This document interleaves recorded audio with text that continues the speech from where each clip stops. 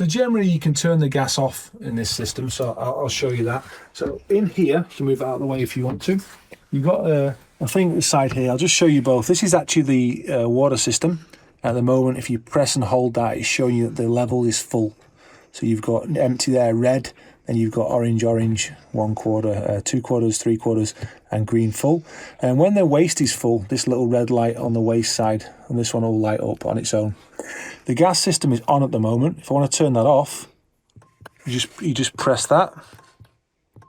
Nice firm press there, and it will turn it off. So at the moment there'll be no gas being delivered to the hob or the Propex heater. If you want the gas system on, just press it again, the solenoid kicks in at the bottom and it's turned on. Now it's on, under here, you just move it out of the way, or lift that up like that. The burners, just got a lighter here, it doesn't have an igniter, so you just use a lighter yourself. Just turn that on, 3, 4, 5 seconds. And then you can release that one, get on the other side. Go there. When you finish with them, you just turn them off one by one. So that's the gas. When it's off there. Now, the useful thing is, just to prove that the system works well, is that's currently running. If I go under here and I turn off the gas, it might take a little while, but eventually the gas through there will burn out and it will turn itself off. So if you can't start it for any reason, or it doesn't seem to work, the gas just turns off, I would check under the sink first of all. That's the gas. When you finish with it, just turn that down, put that back on there.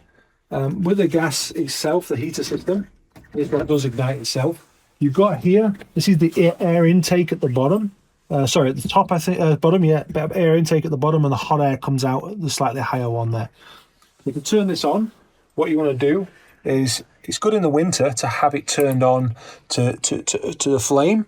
Make sure the gas is turned on under the sink, and you have this little icon here, which is a star underneath at the bottom where it is. Now, if it's freezing cold outside, this means it will actually kick on itself. Now, because it's actually quite warm at the moment, I'm going to need to turn this on.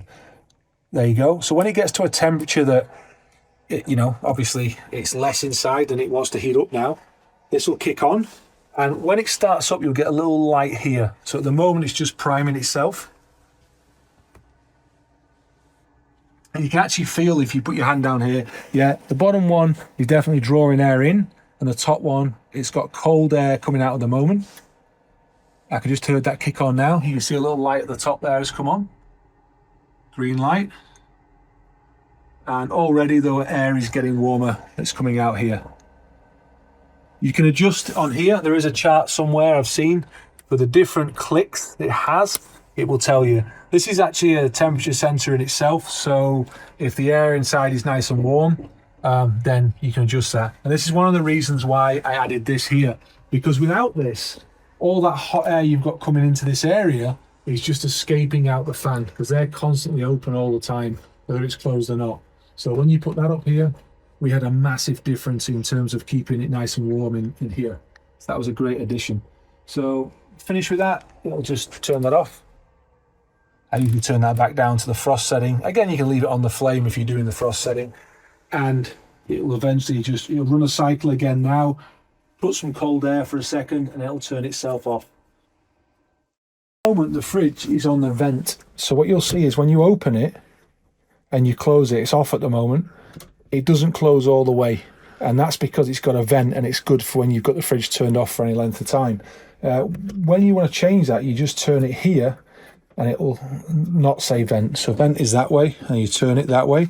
And now when you close it, you'll see it actually closes all the way, so it's nice and flush. And that's actually sealing now. So that's how we want it. Now to turn the fridge on and operate it, you just press and hold this power button here. Yeah, you can hear the compressor starting up now in the fridge. Now it's generally set on the third one. You can have the fourth if you want. It's got a freezer compartment in the top, and it's quite smart. When you take the freezer out, it knows, and it'll just be a bigger area for fridge space if you need it. But it's kind of handy as a freezer there, so kind of keep that going. And that's it. The fridge just works itself. You've got trays in here that slide out. You've got compartments at the bottom. You can move them to any height you want, like any fridge. Stuff in the door moves sideways there and back. The Dometic ones are really good. It works on the electric system. I'll just close now and off it goes. And it'll turn itself off and on when it needs to. So what I would do when it's in storage mode is just turn it, press and hold. That'll turn off. It's an 80-litre capacity fridge, so pretty decent size. And again, I put that to vent because it's not being used. I'll just stay vented there.